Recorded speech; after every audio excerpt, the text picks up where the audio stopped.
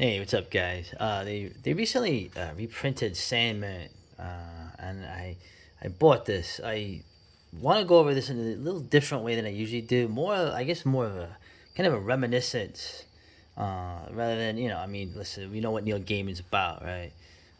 But it's not what I want to get into with this vid.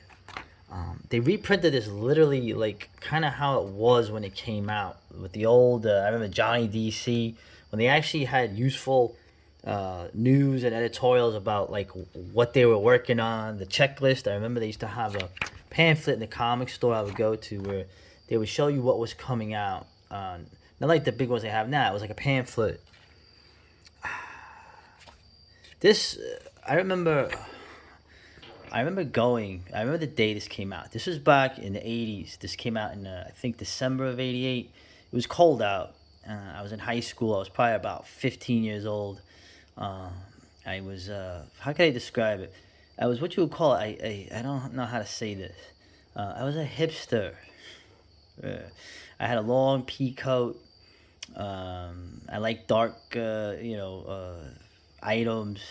I listened to. I remember the tape I was listening to when I left my apartment where I grew, where I live with my parents. After school, I went home and then I went back. I took the bus and I was listening to a tape someone made for me of suicidal tendencies on one side and Sisters of Mercy on the other. And I remember getting on the bus and going. I knew this was coming out. I wasn't just going to get this. There was other comics there, but I couldn't wait to get my hands on this. Okay, this was the late '80s. It was an interesting time. Okay, everything was predicated on these British writers coming to America. Obviously, Watchmen was. It's hard to really. I mean, the comics world at the time was really strong. Marvel and DC were going pretty strong. The storylines, the creators, the stuff was, I guess you'd say, in my opinion, probably the best. And people will say the '90s are the best, but I still think the '80s were the best in terms of this. In the '90s, remember, it seems like it's the best until you get to the middle of the decade. They took things a little too far in certain areas, but this was the sweet spot right here. Late '80s. I'm 15. I'm very, very cool. Very, very dark. Right? I'm trying to be different than where I'm from. All right. So I got to see what a sham all that is from an early age. But regardless, this was an amazing comic. Okay, Sam Keith, Mike Dringenberg. Sam Keith did the Max later, but this was some he had worked originally with Matt Wagner, but the layouts in this, there was so much stuff in here. I was a big horror guy, and it essentially is horror. Okay, obviously the Sandman. We sort of all know the story. Um, Great job. I mean, Neil Gaiman was just, I never heard of the guy. Look at that. The diversity of the art, the surreal. It wasn't just like horror. Like, I liked horror, but I needed my horror to be like surreal. I mean, that's why I was a big fan of like Clive Barker back then. I like the stuff to be weird, trippy, very visual, and I don't have any reservations about the early Sandman, the first couple of issues when Sam Keith was doing the art. The crazy. I mean, this was the time. Okay, I'm not gonna talk about like the independent comics that were coming out, the stuff you had with Comico with Grendel. I've gone over stuff like that. What they were doing with Eclipse, First Comics, all these other things, but there was so many good comics coming out back then. It's not even funny. And it was very useful. It was very. I just wanted to share a little introspection for someone who's, I guess, kind of older than probably most of you. Although I feel a lot older, but just look at it, David McKeon, right? The artwork. Now, look at this. This is obviously this is a painting. He was known for painting like Arkham Asylum, but he also would utilize obviously here. This is not paintings. These are actual. I guess you say photography, right? images. Well, they call them art installations now. That's a fashionable term. But this was, I mean, he did a bunch of covers like this. Uh, Man, David McKean, I can't even like, I mean, when I saw this blew me away. I mean, this was really the time, man. I think those are the days. Karen Berger, I think, was the editor. But we'll go down here since this is more for reminiscence here. You see here, the Batman movie was being shot at the time. I mean, this was a huge thing. The build up to the summer of '89 for this film was absolutely ridiculous. It was so ridiculous, the build up, that when you actually saw the film, it didn't live up to the standards of the time. In hindsight, the film is a lot of fun. But, I remember, man, that summer, dude, '89, hot summer. Man, I got beat up real bad that summer, too, by people outside of my neighborhood. I also had other good memories, though, mostly good memories. Sergeant Rock, the movie, has been postponed. Yeah, you tell me it's postponed forever. What else you have here?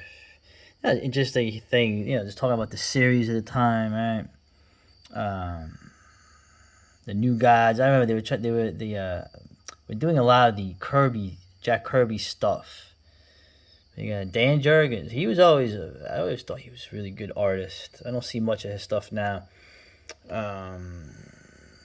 Who's that? Her former Amazing Heroes. Oh, that's right. Mark Waid, boy editor. Mark Waid for Amazing Heroes. I still have mixed feelings about Amazing Heroes. It was mostly good. But when people talk about the culture that you have now, they act like, if you look at your anti-woke YouTube nerds, they act like this stuff just popped out 5 years ago. The seeds of this stuff are built into the cake, into the matrix of comics. Okay, like Mr. Gaiman said, it was always woke. Okay, in quotation marks. Okay. Ty Templeton, man, he was really good. Kevin McGuire, remember Keith Giffen, JMD Mattis, the Justice League International. That's a comic, man. It was a humorous comic. People probably remember it. It was huge. It was a huge popular comic back then. But anyway, let's look at the titles they had when things were so undiverse, right? The all new Sandman, right? The Shadow, man. Kyle Baker's art on the Shadow. The Shadow was crazy. You want to talk about these Watchmen, the Dark Knight Returns, but you had the Shadow comic. That was a real edgy, crazy comic. Okay, you had The Question by Denny O'Neil and Dennis Cohen, which was really, I mean, it was as good as what Alan Moore or Frank Miller or anyone had done. Okay? They made Action Comics weekly. It came out every week. I remember that. It was like an anthology. Animal Man, right? This is Grant Morrison's first work here. Gamma Marauders. Well, more on that later. Swamp Thing. Doom Patrol. I actually used to love the Doom Patrol. Eric Larson, although Steve Lytle started on that. And what a great artist Steve Lytle was. He did so much Legion of Superhero stuff. But I still was into the Doom Patrol, even with Eric Larson's weird art. Starman, remember Starman? Man, that was a kind of a forgettable hero. But I guess I'm going through here. Look at this. Meet the band that made music matter again. Man, fuck you. I can't be too clever all the time, man. Fucking you two, so overrated, so serious. Fuck out of here. Trying to get to more. Obviously. The goth look, really, obviously the goth look existed way before this, but this is the look that went to so many of the normies later. And, I remember this Invasion Aftermath. That was like a big crossover they had, and like I said, they were reviving a lot of the Kirby stuff, the New Gods, right? And I just rounding it out. I remember this comic, Gamma Marauders. Okay, it was a role playing game, but it was probably one of the first anime style comics that DC had ever done. This is before the anime style got hybridized, and especially in the early '90s, and like a lot of the Marvel comics, a lot of the artists on the X-Men. But it was just Peter Gillis, Martin King. I wonder whatever happened to him. Yeah, this was like straight up out.